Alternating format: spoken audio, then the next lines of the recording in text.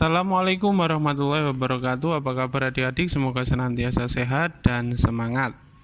Hari ini kita belajar tema 4 subtema 3 pada pembelajaran yang ke-6. Apa saja yang kita pelajari? Ini dia. Yang pertama, bahasa Indonesia KD 3.5 dan 4.5 mengenai pesan moral secara lisan. Yang kedua adalah PPKN KD 1.2 hingga 1.4 mengenai implementasi nilai sila ketiga Pancasila dalam kehidupan sehari-hari. Langsung saja mari kita mulai. Yang pertama, pesan moral secara lisan. Seperti yang kita telah ketahui ya pada pembelajaran sebelumnya, pesan moral itu diketahui melalui tindakan apa sih yang dilakukan oleh tokoh dalam sebuah cerita ya. Pesan moral yang baik kita jadikan contoh dalam kehidupan, sedangkan yang kurang baik dijadikan acuan untuk tidak berperilaku menirunya, ya ini perilaku yang buruk tersebut ya. Jadi pesan moral yang baik kita contoh, yang tidak baik adalah batasan yang kita hindari, seperti itu ya. Itu adalah pesan moral.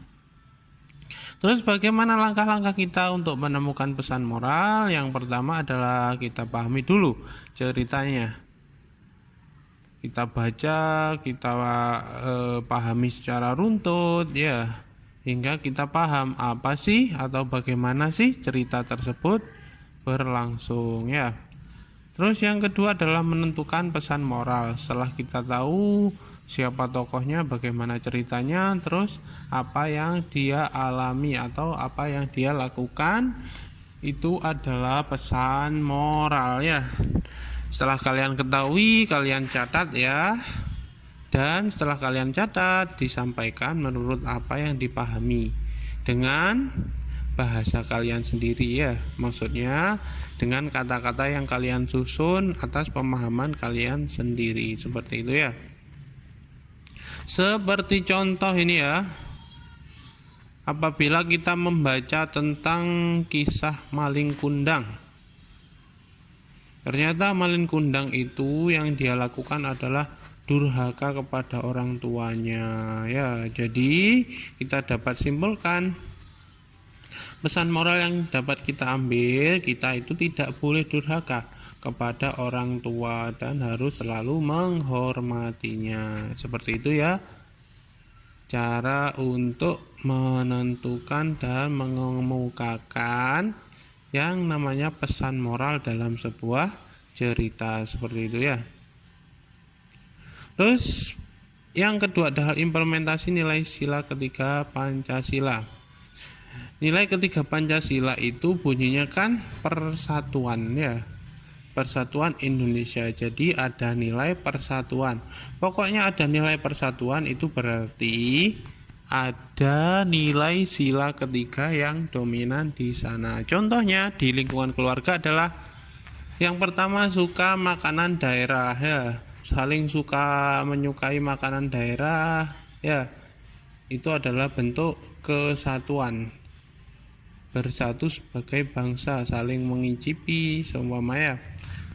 Terus yang kedua rukun dengan anggota keluarga. Ini jelas ya, kita rukun, kita bersatu, itu adalah cerminan dari sila ketiga.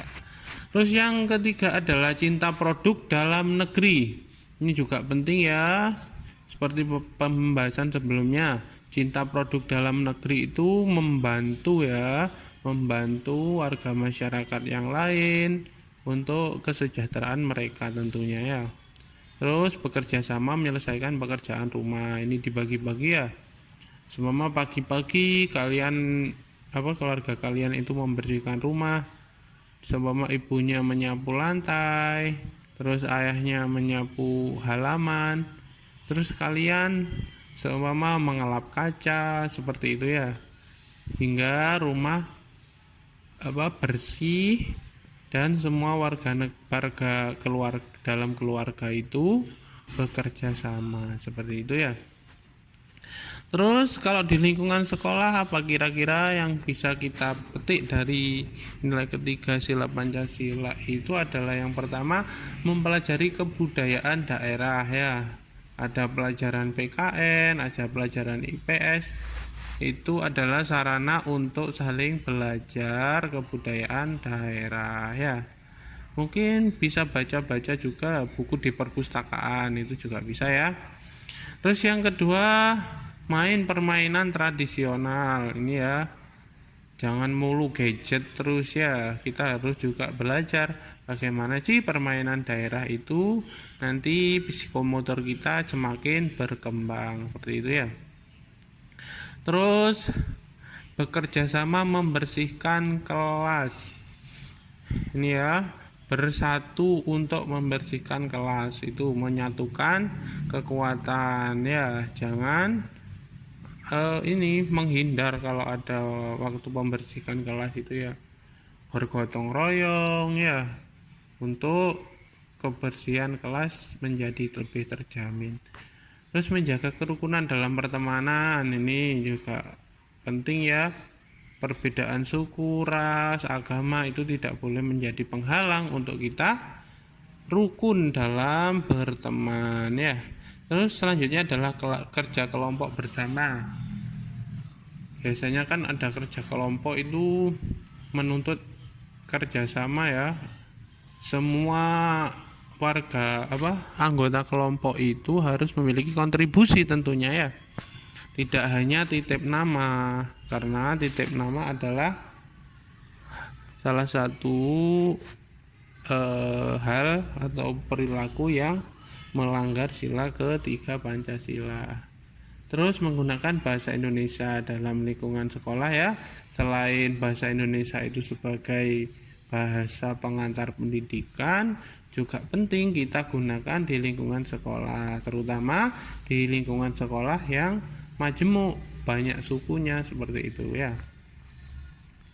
Terus di lingkungan masyarakat kita implementasikan Pancasila dengan cara menjaga kerukunan antar tetangga ya.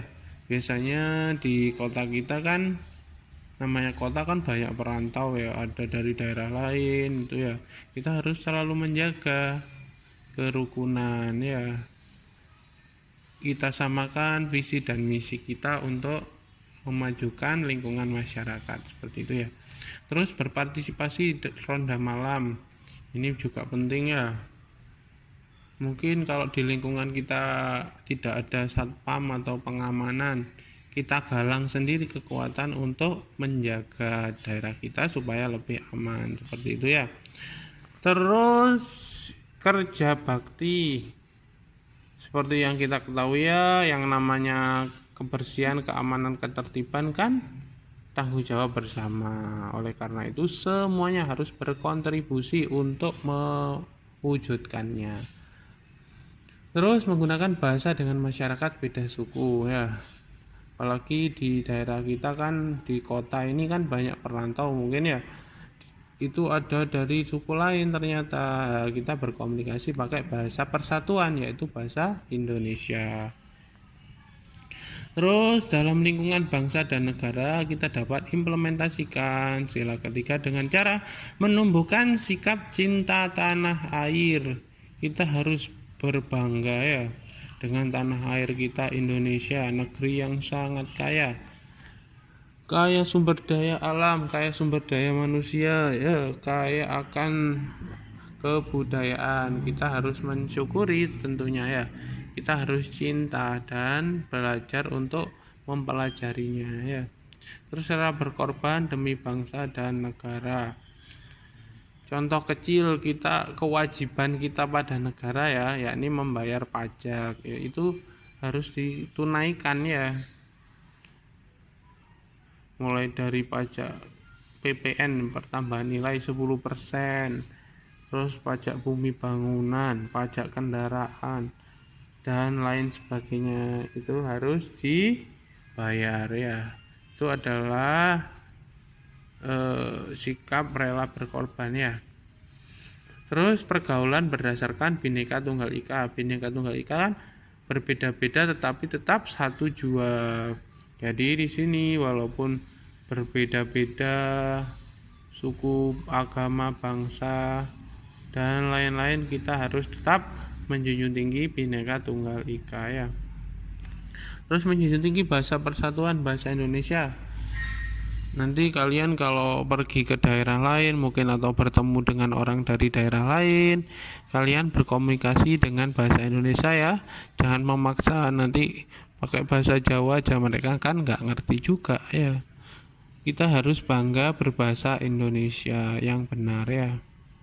Terus rukun antar warga masyarakat ya, rukun antar warga masyarakat. Di sini kita tumbuhkan, walaupun berbeda kita tetap rukun, kita tetap bertegur sapa, saling memberi hadiah, itu juga baik ya, nggak apa-apa kan, demi masyarakat yang rukun. Terus menghargai keberagaman yang ada. Sedari dini kita harus sadar bahwa bangsa Indonesia itu bangsa yang majemuk, berbeda-beda suku, agama, ras, dan lain sebagainya, itu berbeda-beda. Jadi kita harus menghargai setiap ada perbedaan. Itu bukan suatu ancaman, itu adalah identitas yang baik bagi negara kita, yakni negara Indonesia. Seperti itu ya. Mungkin pembelajaran kita berakhir di sini. Apabila ada pertanyaan langsung di Google Classroom atau WhatsApp. Kurang lebihnya mohon maaf.